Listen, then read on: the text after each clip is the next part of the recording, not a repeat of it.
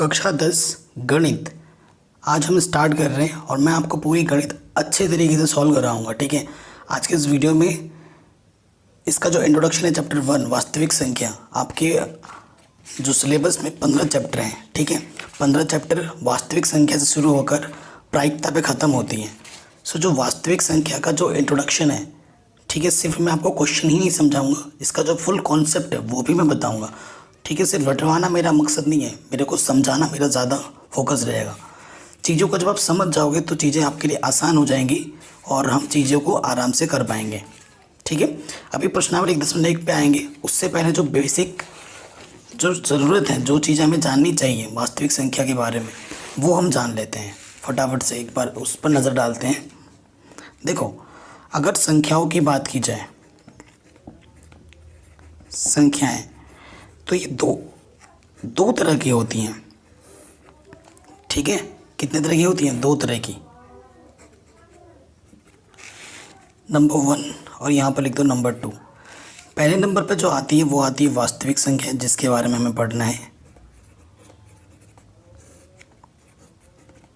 और आपके मन में आ रहा हो भाई ये दूसरा कौन सा है? दूसरी संख्या होती है काल्पनिक संख्याएं। ठीक है, काल्पनिक संख्या वो संख्या है जिनका कोई अस्तित्व नहीं होता है, उसे हम काल्पनिक संख्या बोलते हैं। ठीक है, अस्तित्व कैसे नहीं होता है वो भी मैं आपको एक एग्जांपल देके बताऊंगा। और ये जो सिलेबस में आपके नहीं है, ये आप क्लास 11th में पढ़ोगे। अगर आप मैथ्स लेते हो, काल्पनिक संख्याओं के बारे में डिटेल में जानने को मिलेगा आपको। चैप्टर नंबर 5 कक्षा 11 की जो सम्मिश्र संख्या है वहाँ पर आपको देखने को मिलेगा। तो ये हमारे सिलेबस में नहीं है, ये वाला चैप्टर, इसके बारे में हमें नहीं पढ़ना है। ठीक है, इसका कॉन्सेप्ट मैं आपको थोड़ा सा बता देता हूँ कि क्या नहीं होता है। अगर आपके पास ये बोल दिया जाए कि इसका मान निकालो, x के 2 मान निकालो, तो आप क्या करोगे? माइनस के 2 उधर आके क्या हो जाएगा? प्लस का 2 इधर आके माइनस का 2 हो जाएगा। और x का मान जब निकालने को बोलेगा तो प्लस माइनस अंडर रूट के अंदर माइनस का 2 आ जाएगा। आप बोलोगे सर इसका तो मान हम निकाल नहीं सकते क्योंकि अंडर रूट के अंदर माइनस है। और यही चीज़ यहाँ से ही उत्पत्ति होती है किसकी? काल्पनिक संख्या की। और कक्षा 11 में जब आप जाओगे, कक्षा 11 में जाओगे तो इसका मान भी आप निकाल लोगे। अभी मैं नहीं निकालना सिखा रहा हूँ, अभी हमारा मेन मकसद है वास्तविक संख्याओं के बारे में जानना। वास्तविक संख्या कई प्रकार की होती हैं। ठीक है, पहली संख्या मैं बता रहा हूँ जैसे कि प्राकृतिक संख्याएं। ठीक है, नंबर 2 प्राकृतिक संख्या के बाद पूर्ण संख्याएं। पूर्ण संख्या के बाद आपका आता है क्या? प्राकृतिक संख्या हो गया, पूर्ण संख्या हो गया, परिमेय संख्याएं। ठीक है, चौथा किया जाएगा अपरिमेय संख्याएं।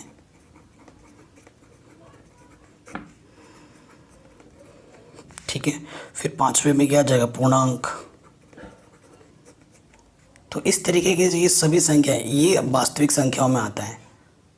ठीक है, ये क्या आता है? वास्तविक संख्याओं में आता है। प्राकृतिक संख्याओं के बारे में आपको पता ही होगा। अगर मैं पहले नंबर पे बात करूं, एग्जाम्पल में दूं आपको पहले वाले पे, प्राकृतिक संख्याएं। ठीक है, इन देखो सिर्फ चीज़ों को रटना नहीं। आप अगर आप बोलोगे कि मेरे को सिर्फ मार्क्स चाहिए, मेरे को बस नंबर से मतलब है, तो ये चीज़ छोड़ दो, कोई ज़रूरत नहीं है। लेकिन जब तक आप चीज़ों को सीखोगे नहीं, आगे चल के आपके छोटे भाई बहन होंगे, आप अगर कभी टीचर बने, आपसे अगर स्टूडेंट क्वेश्चन पूछे सर बताओ ये क्या होता है वो क्या होता है, तो आप तो बता नहीं पाओगे। तब आपको खुद से होगा कि काश मैं चीज़ों को सीखता, काश मैं सिर्फ रटता नहीं तो मैं आज भी इनको बता पाता। तो उसी लिए मैं आपको समझा रहा हूँ। ठीक है, इन सब का नॉलेज होना बहुत ज़रूरी है हमारे लिए। हमेशा मैथ्स में चीज़ों को सीखने के लिए जाओ, रटने के लिए नहीं। और मैथ्स बहुत ही सिंपल होती है, अगर आपके कॉन्सेप्ट सही होंगे तो मैथ्स आपको बहुत ही सिंपल लगेगी। देखो, प्राकृतिक संख्या कोई डेफिनेशन नहीं दूंगा मैं आपको, सिंपल जितने भी काउंटिंग नंबर होते हैं, एग्जाम्पल इस प्राकृतिक संख्या को n से प्रदर्शित करते हैं, n फॉर नेचुरल नंबर। प्राकृतिक संख्याओं का अंग्रेजी में नेचुरल नंबर बोलते हैं। तो जितने भी काउंटिंग नंबर हैं, गिनती के नंबर हैं, 1 2 3 4 5 6 7 8 9 10 11, ऐसे ही चलता रहता है ना, ख़त्म नहीं होगा कभी। है हमारी ज़िंदगी ख़त्म हो जाएगी पर ये नंबर नहीं ख़त्म होंगे। तो ऐसे नंबर्स को हम बोलते हैं प्राकृतिक संख्याएं। नंबर 2 पे क्या आ जाता है? पूर्ण संख्याएं। पूर्ण संख्या को अंग्रेजी में बोलते हैं होल नंबर्स। होल नंबर्स को डब्ल्यू से प्रदर्शित किया जाता है, और इसको याद रखने का मैं एक सिंपल सा ट्रिक बताता हूँ, 0 + n। जितनी भी प्राकृतिक संख्या हैं उसको बस 0 से शुरुआत कर दो, 0 1 2 3 4 ऐसे चलता रहेगा, तो ये हो गई पूर्ण संख्याएं। पूर्ण संख्याओं में प्राकृतिक संख्याओं के अलावा 0 भी सम्मिलित होता है, ठीक है। तो 0 से स्टार्ट होता है, तो ऐसे नंबर को हम क्या बोलते हैं, पूर्ण संख्याएं बोलते हैं। अब मैं यहाँ पर पूर्णांक की बात कर देता हूँ पहले। पूर्णांक को z से प्रदर्शित किया जाता है, z। पूर्णांक में 0 भी आता है, +1 +2 +3 ऐसे इधर चलता रहेगा। इस तरफ -1 -2 -3 -4 इधर ऐसे चलता रहेगा। तो ये सभी हमारे क्या होते हैं, पूर्णांक होते हैं, ठीक है। प्राकृतिक संख्या जान ली, पूर्ण संख्याओं के बारे में पता हो गया, पूर्णांक हमने जान लिया है। अब हम किस पे आएंगे, परिमेय संख्या और अपरिमेय संख्या पर। ये बहुत ज़रूरी है। देखो, परिमेय संख्या अगर पता चल गया तो ऑटोमेटिकली अपरिमेय संख्या पता चल जाएगी कि जो संख्याएं परिमेय होती हैं, जो संख्या परिमेय नहीं होती वो अपरिमेय होती हैं, ठीक है। तो परिमेय संख्या हम जानते हैं,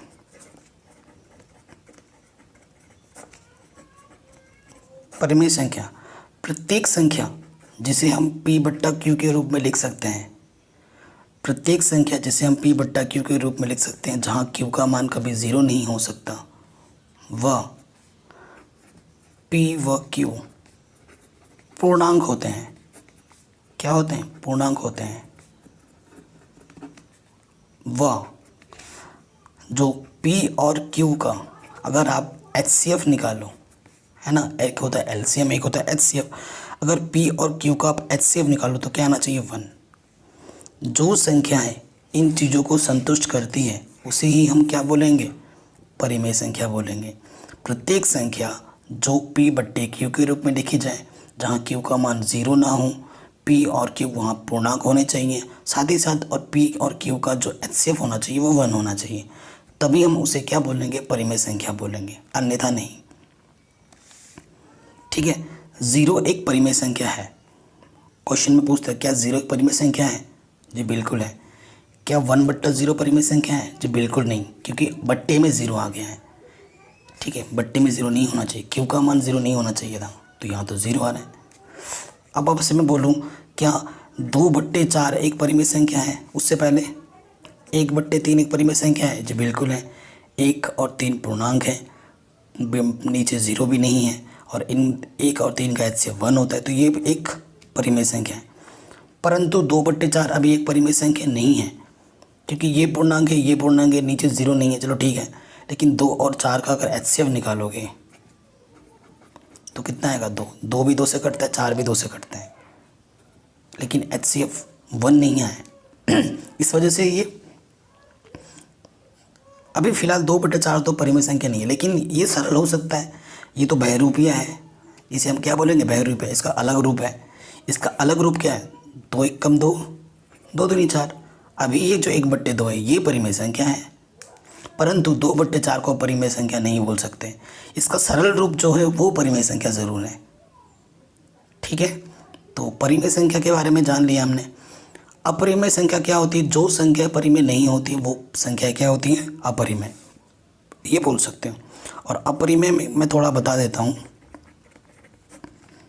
ठीक है। अपरिमेय संख्या क्या होता है, और जितनी भी अभाज्य संख्या है, अभाज्य संख्या आप जानते हैं ना, अभाज्य संख्या जो सिर्फ स्वयं से कटे, स्वयं से विभाजित हो और 1 से विभाजित हो, अगर उसका सिर्फ अंडर कर लोगे, कोई भी अभाज्य संख्या जैसे √2, √3, √5, √7, ये सभी क्या हैं, अपरिमेय संख्या हैं।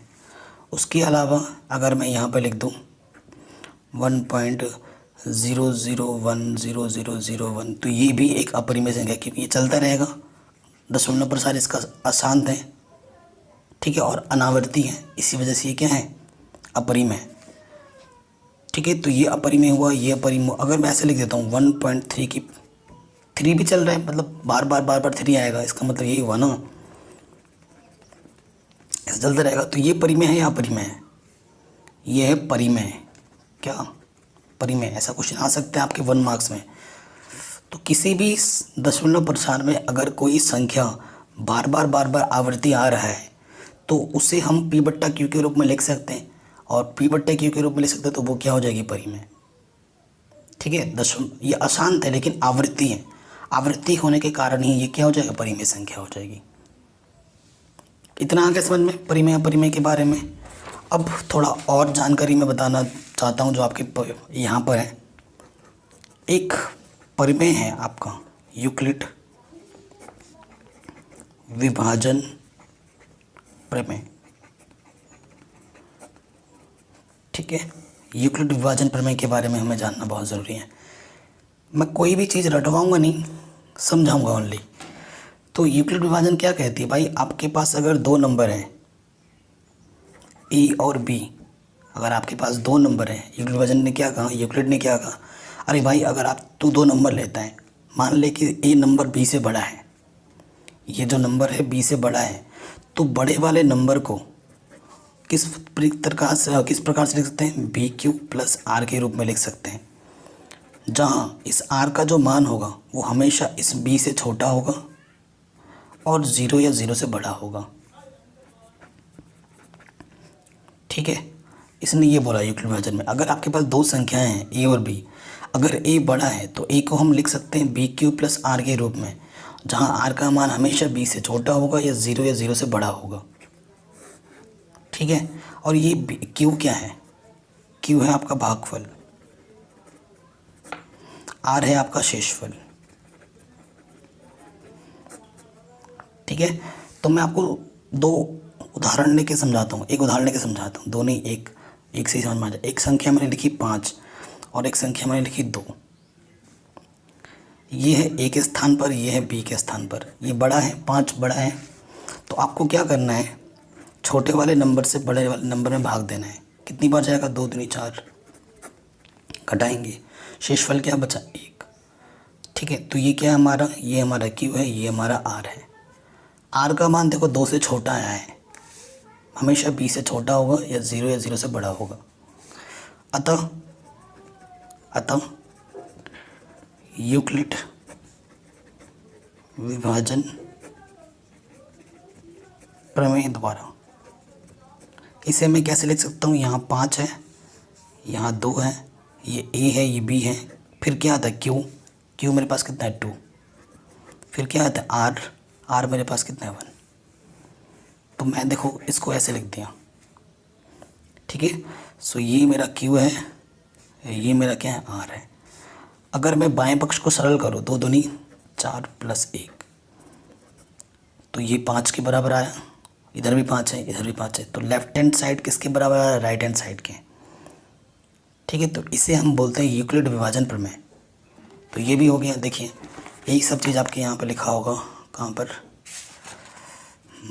ये प्रमेय 1.1 यूक्लिड विभाजन प्रमेय। ठीक है, इसे आप अपने कॉपी में अच्छी तरीके से लिख लेना, और जो उदाहरण मैंने दिया है वो लिख लेना। अब आएंगे हम प्रश्नावली 1 में, वास्तविक संख्या है। ठीक है, और इसमें जितने भी एग्जाम्पल हैं, हालांकि सॉल्व किया हुआ है तो इसे आप बाद में खुद से कर लेना, मैं आपको प्रश्नावली 1.1 सॉल्व करवा रहा हूँ। बाकी सभी चैप्टर मैंने करा रखे हैं, जिनकी मैं लिंक्स दे दूँगा डिस्क्रिप्शन पे, या फिर एक बार आप प्लेलिस्ट ज़रूर चेक कर लेना। देखो, दो चीज़ आप छोटी क्लासों से सीखते आए हो, पढ़ते आए हो, क्या क्या है वो दो चीज़ें, एक है HCF, एक है LCM, है ना। HCF निकालने का जो गुणनखंड विधि है वो छोटी क्लासों से पढ़ते आए हो, लेकिन यहाँ पर किस विधि का उपयोग करना है, प्रश्न 1 नंबर में क्या बोल रहे हैं, निम्नलिखित संख्याओं का HCF ज्ञात करने के लिए यूक्लिड विभाजन एल्गोरिथम का प्रयोग कीजिए। बड़ा शानदार। ठीक है, तो हमें क्या बोल रहे हैं, यूक्लिड विभाजन से हमें क्या निकालना है, HCF निकालना है। तीनों का करेंगे, पहला क्वेश्चन भी इम्पोर्टेंट है, तीनों के तीनों इम्पोर्टेंट है, कोई सा भी एग्जाम में पूछा सकते हैं। ज़्यादा इम्पोर्टेंट आपका पहला और तीसरा है, हालांकि तीनों ही इम्पोर्टेंट है, कर लेना। पहला वाला करते हैं, 135 और 225 है। ठीक है, हमें क्या दे रखा है, 135 व 225। ठीक है, हल में आ जाओगे, हल लिखोगे यहाँ 225 बड़ा है 135 से, बड़ा है तो यहाँ के लिख दोगे यूक्लिड विभाजन प्रमेय से। आप यूक्लिड विभाजन प्रमेय से लिखने के बाद बाकी सरल करेंगे। रूल आपको पता ही है, नियम, बड़ा वाला इस तरफ आएगा बराबर छोटा वाला इस तरफ। ठीक, आपको छोटे वाले से बड़े वाले में क्या करना है, भाग देना है। भाग देना आना चाहिए आपको। यहाँ पे 3 संख्या है, यहाँ पे भी 3 संख्या है। 135 2 बार में 270 ज़्यादा हो जाता है, एक बार ही जाएगा। घटाएंगे, 5 में से 5 गया 0, ठीक है। 12 में से 3 गया, कितना जाएगा, देखो यहाँ से हासिल देगा एक नहीं, 12 में से 3 गया, कितना जाएगा आपका 90। ठीक, सो कितनी बार गया, एक बार, और शेषफल कितना बचा, 90। ठीक, अब क्या करना है आपको, इसको और इसको लेना है। तो यहाँ पर अगर एकदम ढंग से लिखना चाहो तो ऐसे लिख सकते हो, चरण 1, ठीक। फिर यहाँ पर लिख देना चरण 2। चरण 2 में क्या होगा, 135 इधर आ जाएगा, 90 इधर। अब आपको क्या करना है, 90 यहाँ लिखना है और 135 यहाँ लिखना है। 90 एकम 90, 90 दूनी 180 ज़्यादा हो जाता है। घटाएंगे तो कितना जाएगा, 45। सो 90 एकम 90 कितना बचा, 45।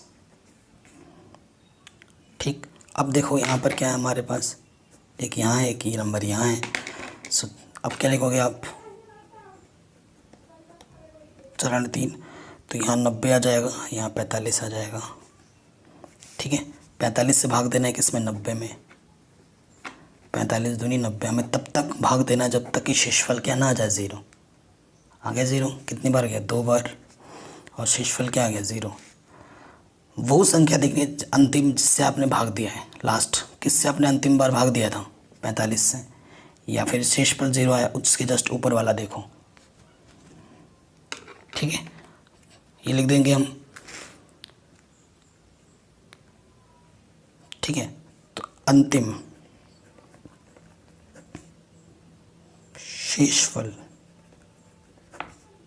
0 है व भाजक कितना है, 45 है, अंतिम। अतः हमारे पास HCF क्या हो जाएगा, अतः HCF क्या होगा, 45। HCF किसका किसका, 135 और 225 का, कितना आ जाएगा, 45 आंसर। ठीक है, आराम से हो गया, कोई दिक्कत नहीं है ये। तो इसी तरीके से हमें सारे प्रश्नों को हल करना है। नंबर 2 पे आते हैं। नंबर 2 पे हमारे पास है 196 और 38220, ठीक है, ये नंबर है। तो वही चीज़ लिखेंगे हल में, यहाँ हल, यहाँ पर क्या है, ये नंबर बड़ी है 38220, वह छोड़ो, ये 196 से ये बड़ी है, तो यहाँ लिख दो यूक्लिड विभाजन प्रमेय से। सो यहाँ पे छोटा वाला लिखोगे 38220 और यहाँ पर 196 आ जाएगा। 196 से भाग देना है इसके अंदर,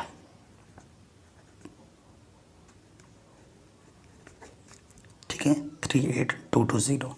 3 डिजिट यहाँ, 3 डिजिट यहाँ लेंगे तो देखो ये 400 के आसपास है, ये 2 बार में इससे ज़्यादा हो जाएगा, तो एक ही बार जाएगा, 196 एक 196।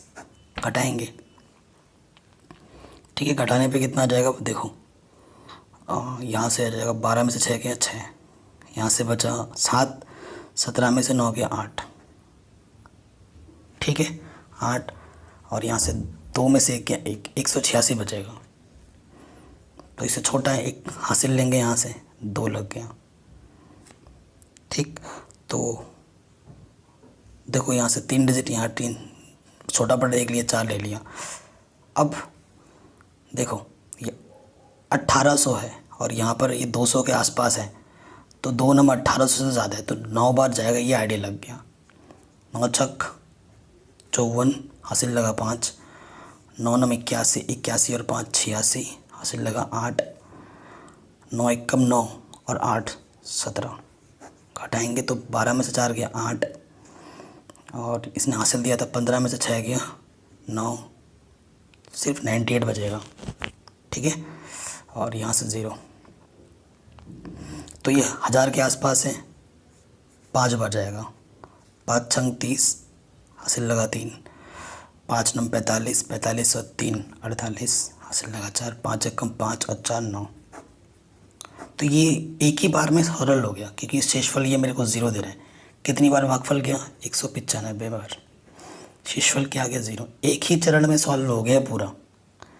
तो रूल क्या कहता है? जिस संख्या से आपने अंतिम बार भाग दिया था 196, चूँकि शेषफल हमें क्या मिल गया यहाँ पर? शेषफल 0, वह भाजक शेषफल 0 किस भाजक पर मिला मेरे को? 196 भाजक पर। अतः जो HCF होगा वो क्या होगा? 196 होगा। ये हमारा उत्तर हो जाएगा यूक्लिड विभाजन प्रमेय से HCF। ठीक है, क्वेश्चन नंबर 2 भी हमारे आराम से बन गया। अब आ जाओ क्वेश्चन नंबर हमारे किस पार्ट पे? इसके थर्ड पार्ट पे। थर्ड पार्ट में हमें दे रखा है 867 और 255। ठीक है, तो यहाँ लिखेंगे यूक्लिड विभाजन प्रमेय से। ठीक, उसमें क्या होता है कि ये 2 नंबर में बड़ा कौन सा है? 867 बड़ा है किससे? 255 से। अतः चरण 1 में क्या करोगे? स्टेप 1 में 867 यहाँ रखोगे, बड़ा वाला इस तरफ, छोटा वाला इस तरफ। छोटे वाले से बड़े वाले में क्या करना है? भाग देना है। और ये जो भाग वाग में कम कर रहे हैं ना, आपको यहीं पहले ध्यान, जैसे मैं कर रहा हूँ, ये नहीं कि पीछे छुपा के कर रहे हो एकदम चोरी छुपे कोई देख ना ले, ऐसा कुछ नहीं है। जो भी काम कर रहे हो सामने कर दूँ, एग्जामिनर को भी पता चलेगा कि भाई जिसने ये किया है उसको पता है, उसे रट्टा नहीं मारा है। तो ये सब जो कैलकुलेशन है वो आप यहीं करो, एग्जामिनर को दिखाते हुए कि भाई पता चले। ठीक है, चोरी छुपे पीछे पीछे मत करने लग जाना, सामने सामने ही करना है। तो यहाँ पर 3 अंक है, यहाँ पर भी 3 अंक लेंगे, तो कितनी बार जाएगा? है ना, वो देखिए कितनी बार जाएगा। आइडिया लग रहा है 3 बार जाएगा। 25 या 75 ना, 3 बार जाएगा।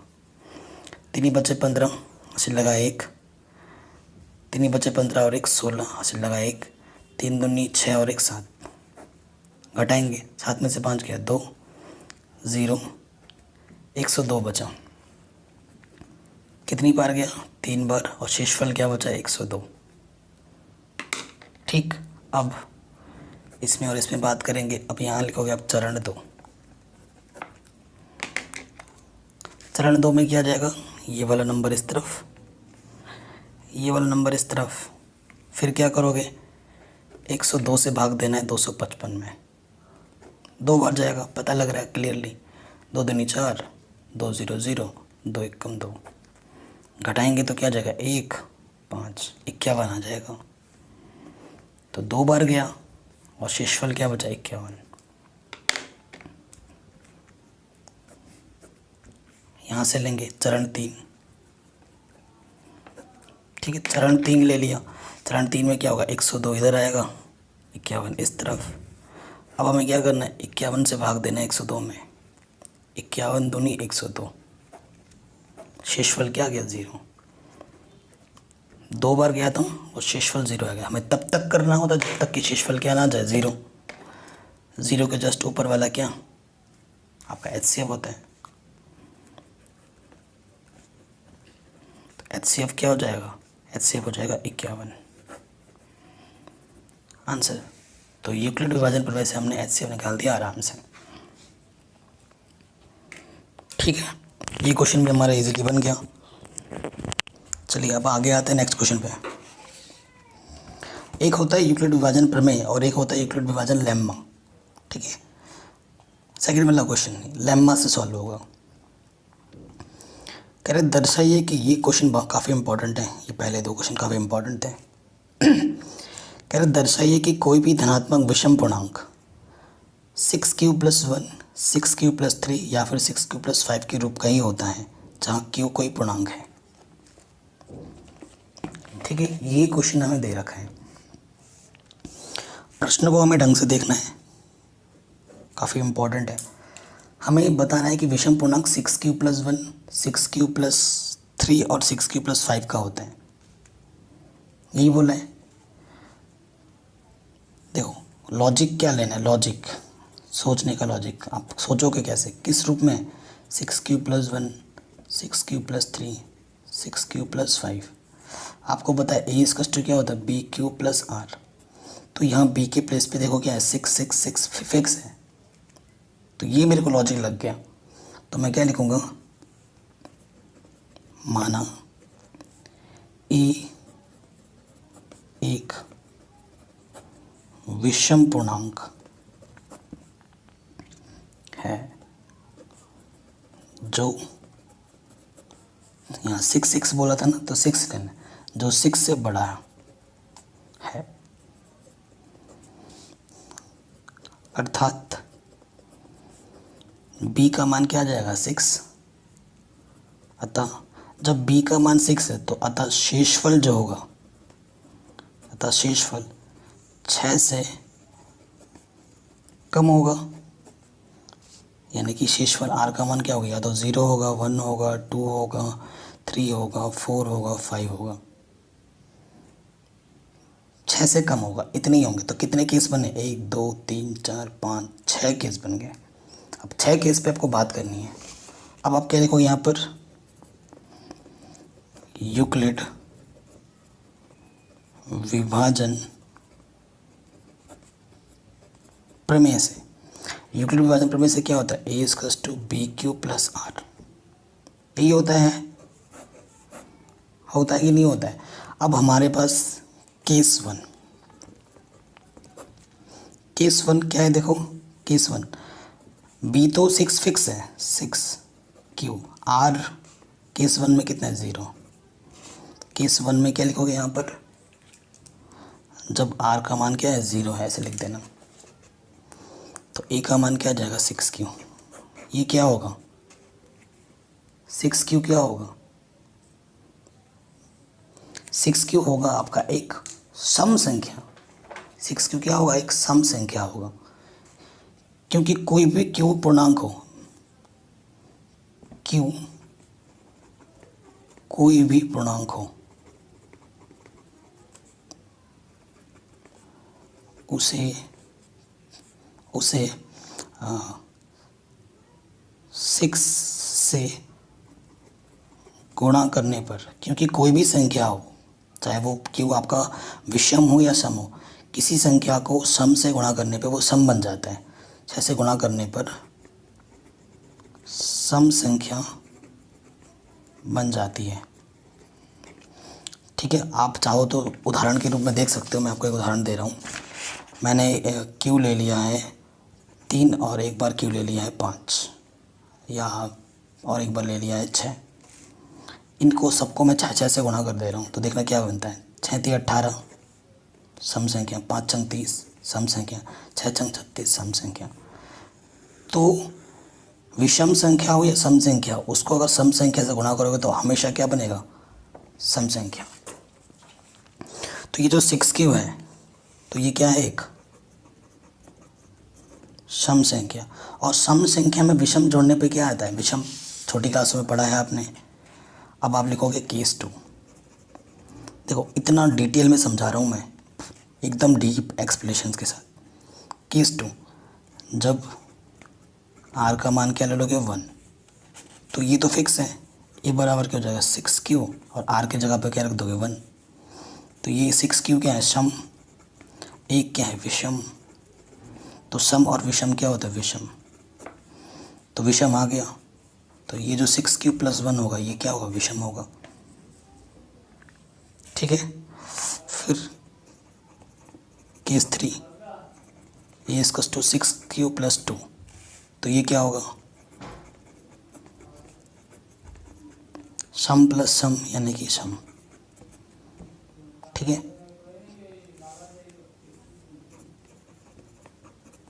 केस 4 क्या होगा, जब आर का मान यहाँ टूलियाँ, जब आर का मान हम क्या लेंगे 3, तो ए इसका क्या हो जाएगा 6³ + 3 यानी कि सम प्लस विषम क्या होता है विषम, तो ये भी विषम आ गया, ये सेकंड है। ठीक है, थर्ड लिख दिया मैंने। 6³ + 3 भी क्या आएगा विषम। केस 5 जब आर का मान आप क्या लोगे 4, तो ये क्या हो जाएगा 6³ + 4 यानी कि सम प्लस सम यानी कि सम। तो इसकी मेरे को ज़रूरत नहीं है क्योंकि मेरे को विषम बताना है ना। एंड केस 6 जब आर का मान 5 लोगे तो ए क्या हो जाएगा 6³ + 5 सम प्लस विषम यानी कि विषम। ठीक है, तो आप क्या लिखोगे, समीकरण 3, 2, 1 से स्पष्ट है, 1, 2, 3 से स्पष्ट है, ये लिखना है।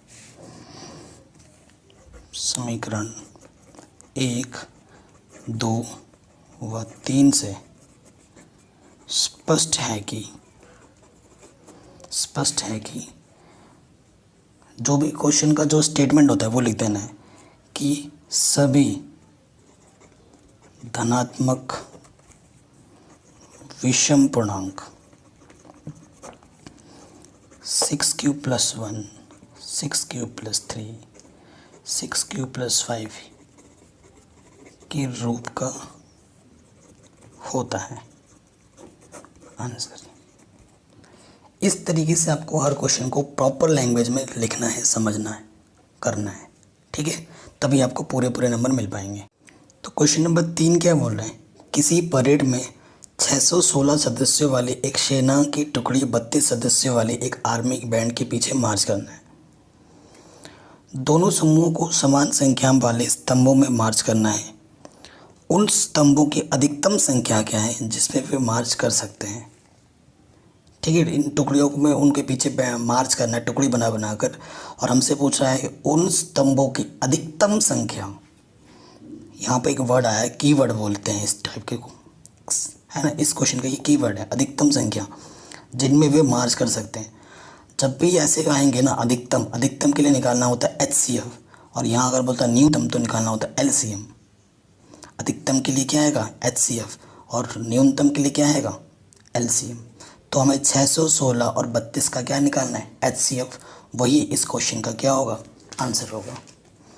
ठीक है, तो ये हमारे क्वेश्चन का लॉजिक निकल के ये आया है और ये हमें करना है। सो क्वेश्चन नंबर 3 है, सो जो प्रश्नानुसार हल जो होगा, हमारा जो हल होगा वो क्या होगा, वो HCF होगा। HCF क्या होगा, किसका 616 और 32 का जो भी आएगा वही हमारा क्या हो जाएगा आंसर। सो इसको हम किस विधि से करें, आपका मन जिस भी क्वेश्चन जिस भी तरीके से करना चाहे कर सकते हैं। तो यूक्लिड विभाजन प्रमेय से ही करेंगे। तो यूक्लिड, क्योंकि इसमें बोला नहीं है ना, तभी हम किसी भी मेथड से कर सकते थे, परंतु हम यूक्लिड विभाजन प्रमेय का ही उपयोग कर रहे हैं। यूक्लिड विभाजन प्रमेय से 616 बड़ा है 32 से, तो यहाँ लिखेंगे चरण 1 616 इस तरफ 32 इस तरफ, 32 से भाग देंगे किसमें 616 में। यहाँ भी 2 अंक यहाँ भी 2 अंक ले लेंगे। 32 दूनी 64 ज़्यादा हो जा रहे हैं, तो 32 से कम 32, 11 में से 2 गया 9, 5 में से 3 गया 2, पीछे से 6। ठीक है, ये चीज़ आ गई। तो लगभग 300 के आसपास है और यहाँ पर 32 है। सो आइडिया लग गया कि 9 बार जाएगा, है कि नहीं। आइडिया क्या लग रहा है, देखो 9 बार जाएगा तो 9 बार लेते हैं। 9 दूनी 18, हासिल लगा 1, 9 तिया 27, 27 और 1 28, घटाएंगे 16 में से 8 गया 8, तो सिर्फ 8 ही बचा शेषफल। तो गुणा कितनी बार गया 19 बार, शेषफल कितना बचा 8। इसकी बात करेंगे चरण 2 में। चरण 2 यहाँ 32 आ जाएगा और यहाँ 8। अब आपको 8 से भाग देना है किसमें 32 में। 8 चौके 32, घटाएंगे तो 0। तब तक करना होता जब तक कि 0 ना आ जाए। कितनी बार गया 4 बार। शेषफल क्या बचा 0। 0 के जस्ट ऊपर वाला हमारा क्या होता है आंसर। तो कितनी टुकड़ी बनेगी हमारे पास 8। तो आंसर क्या होगा, कितने टुकड़े होंगे, टुकड़ी या टुकड़ी जो भी लिखा है 8 टुकड़ियाँ बना सकते हो 32 के 6 से 16 सदस्यों की। ठीक है, तो ये हमारा आंसर हो जाएगा। तो सेना के 8 स्तंभों की हम टुकड़ी बना सकते हैं बराबर। ये हो गया आराम से। चलिए क्वेश्चन नंबर 4 और 5 पे आते हैं। ठीक है, ये क्वेश्चन काफ़ी इम्पोर्टेंट है। कह रहे यूक्लिड विभाजन प्रमेय का प्रयोग करके दर्शाइए कि किसी धनात्मक पूर्णांक का वर्ग किसी पूर्णांक m के लिए 3m या फिर 3m+1 के रूप का ही होता है।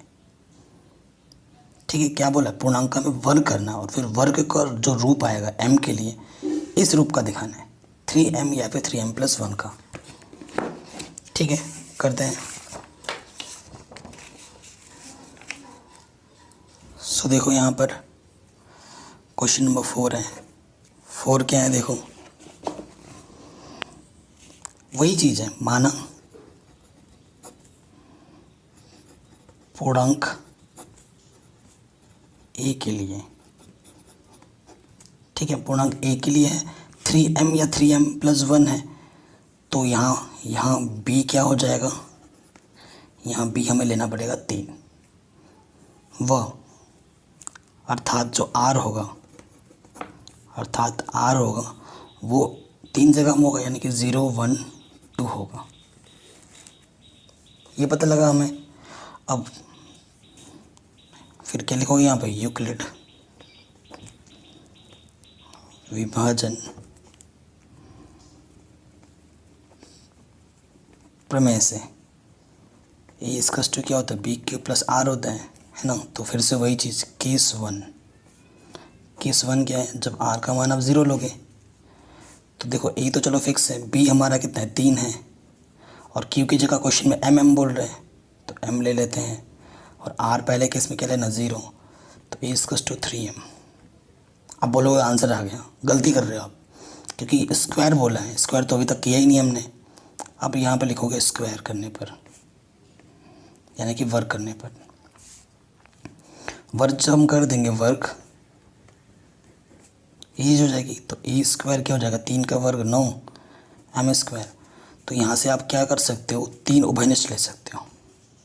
3 × 9 माना ये जो 3m² को आप क्या मान लो, m मान लो। तो a² क्या आ गया 3m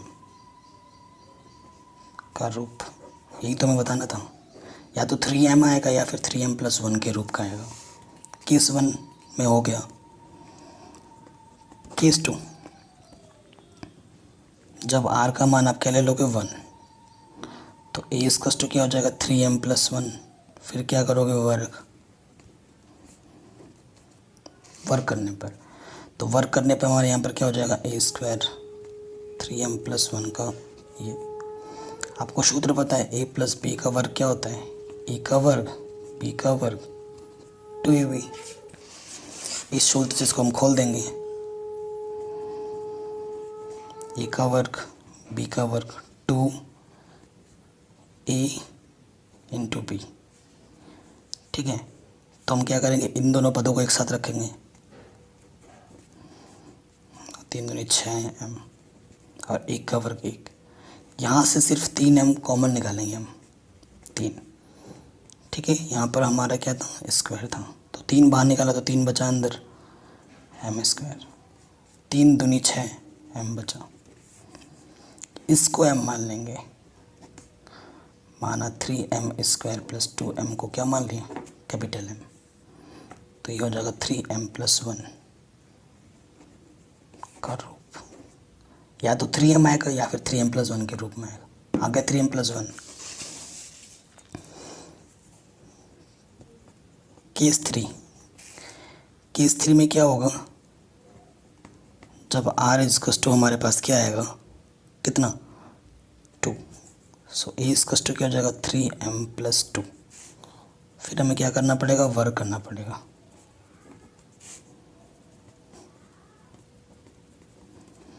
फिर से हम खोलेंगे a का स्क्वायर b का स्क्वायर 2ab, ठीक है। सो देखो इसको मैं कैसे लिखूँगा, ये हो जाएगा 9m², 2 दूनी 4 थी 12m, 2 का वर्ग 4, 4 को मैं लिख सकता हूँ 3+1, ठीक है। तो यहाँ से लेकर यहाँ तक 3 उभयनिष्ठ हैं, 3 तिया 9 m², 3 चौके 12 m, 3 एकम 3, इसको मैं क्या मान लूँगा, m मान लूँगा। तो ये आ गया 3m+1 के रूप, इसे मैं समीकरण 3 मान लेता हूँ। तो आप क्या लिखेंगे, समीकरण 1, 2 तथा 3 से यह स्पष्ट है कि किसी भी संख्या, किसी भी धनात्मक पूर्णांक का वर्ग करने पर 3m या 3m+1 के रूप का आता है। बस ये लिख देना है, ये आपका क्या हो जाएगा, आंसर हो जाएगा, ठीक है। ये प्रॉब्लम में आपका आराम से बन गया, कोई दिक्कत नहीं है। नेक्स्ट क्वेश्चन 5वां इम्पॉर्टेंट है काफ़ी। कह रहे यूक्लिड विभाजन प्रमेयिका का प्रयोग करके दर्शाइए कि किसी धनात्मक पूर्णांक के लिए, किसी धनात्मक पूर्णांक का घन, अब वो वर्ग कर रहा था, ये घन करना है हमें, घन करने पर m 9m+1 या 9m+8 के रूप का आता है, ठीक है। अब की बार आपको घन करना है, तो आप देख रहे होंगे 9 9, तो देखो 9 9 करके करोगे तो क्वेश्चन बहुत लंबा चला जाएगा। अगर आप b को 9 मान लोगे ना तो क्वेश्चन बहुत ही लेंथी हो जाएगा। थोड़ा सा इसमें एक ट्रिक है, माना जो धनात्मक पूर्णांक है, माना धनात्मक पूर्णांक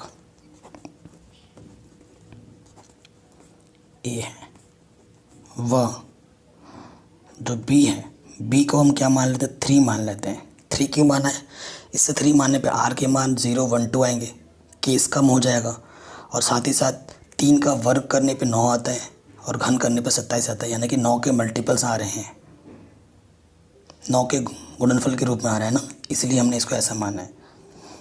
माना धनात्मक पूर्णांक a है वह b 3 है, अर्थात r का मान या तो 0 होगा, 1 होगा या 2 होगा। फिर क्या लगोगे, यूक्लिड विभाजन प्रमेय से क्या बोलता है, वो क्या बोलता है, a = b³ + r बोलता है। और यहाँ पर b हमारा कितना है, 3 है, q की जगह पर m बोला है, और r तो वैरी करेगा, कभी 0 होगा, कभी 1 होगा, कभी 2 होगा। अब हम यहाँ पर केस बनाएंगे। केस 1, जब r का मान 0 है, 3m+0, तो a का मान क्या होगा, 3m। अब हमें क्या करना है, घन करने पर,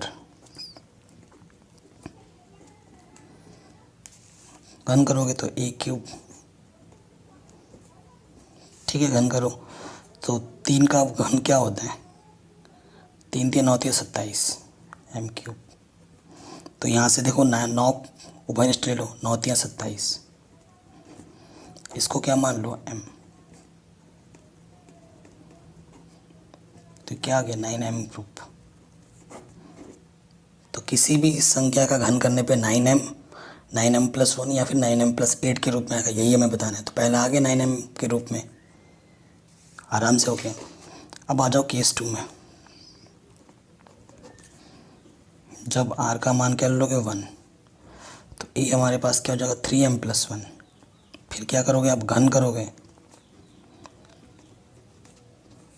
और आपको सूत्र पता होगा, a + b का क्यूब क्या होता है, a³ b³ 3a² 3b²। सूत्र होता है, ये पता ही है आपको। अब हम यहाँ पर रख देंगे सूत्र में, सो यहाँ से हो जाएगा a का क्यूब b का cube 3a² into b + 3b²। तो इसको इसको इसको एक साथ रखो। यहाँ से देखो, यहाँ इसका मतलब होता है 27m³। यहाँ से है देखो कितना, 3×3=9 = 27। यहाँ 9m² गुणा 3 है, ऐसे लिख देते हैं। और यहाँ है 3×3=9m। और यहाँ एक का कितना भी क्यूब करो, एक की पावर में कितना भी हो तो वो एक ही रहता है। तो यहाँ से उभयनिष्ठ क्या आ जाएगा, 9।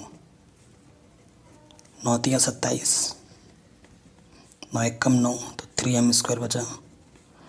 9×1=9, यहाँ से m बचा इधर एक। अब इसको मैं क्या मान लूँगा, m। तो ये क्या हो जाएगा, 9m+1 रूप। या तो 9m का होगा या फिर 9m+1 का रूप होगा। आ गया। केस 3 में 9m+8 आ जाएगा। केस 3 जब r का मान 2 है तो a = क्या हो जाएगा, 3m+2। फिर दोनों तरफ क्या करना है, घन लेना है। ठीक है, घन करेंगे। a का क्यूब, b का क्यूब, ठीक है, 3a²b, 3b²a सूत्र में रख दिया। यहाँ से 27m³, 8, 3×3=9, 9×2=18 m², 3×3=9, 9×4=27, 9×4=36। ये तो इन तीनों में से इन तीनों को एक साथ रखूँ और कॉमन निकालो। 9 9×3=27 m³। ठीक है, फिर देखो यहाँ से क्या हो जाएगा, 9×2=18 और 9×4=36 और ये प्लस के 8 अलग। अब इसको मैं क्या मान लूँगा, m। तो ये क्या हो जाएगा, 9m+8 के रूप। तो आप क्या लिखोगे, समीकरण 1, 2 तथा 3 से यहाँ से लिख देना है, किसी धनात्मक पूर्णांक का घन 9m, 9m+1, 9m+8 के रूप का होता है। तो ये हमारा उत्तर हो जाएगा। अगर वीडियो पसंद आई है तो प्लीज़ लाइक करना, शेयर करना। बाकी सभी चैप्टर करा रखे लिंक्स मिल जाएगी डिस्क्रिप्शन पे। जय हिंद।